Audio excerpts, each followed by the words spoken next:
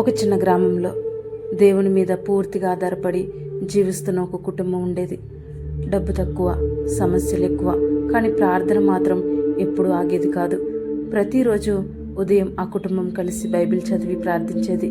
ఒకరోజు ఆ కుటుంబ తండ్రి ఉద్యోగం కోల్పోయాడు. ఇంట్లో తినడానికి కూడా ఏమీ లేకపోయింది. అయినా వారు నిరాశపడలేదు. ప్రభువా, నీవే మా సహాయం అని కన్నీళ్లతో ప్రార్థించారు. మరుసటి రోజు ఊహించని విధంగా ఒక వ్యక్తి వచ్చి ఆ తండ్రికి కొత్త ఉద్యోగాన్ని ఇచ్చారు. అదే కాదు, ఇంటికి కావలసిన అవసరానికి సరిపడా సరుకులు కూడా తీసుకొని వచ్చారు. అప్పుడు ఆ చిన్న కుమార్తె, మనుషులు మర్చిపోవచ్చు, కానీ యేసయ్య తన పిల్లలను ఎప్పుడు మర్చిపోడు. కీర్తనల గ్రంథము 34వ అధ్యాయం 10వ వచనంలో, యెహోవాను ఆశ్రయించు వారికి ఏ మేలు కొదువై ఉండదు. నీ ఇంట్లో పరిస్థితులు ఎలా ఉన్నా యేసయ్య ఉన్న ఇల్లు నిరాశతో ముగియదు. ఆమెన్. హల్లెలూయా.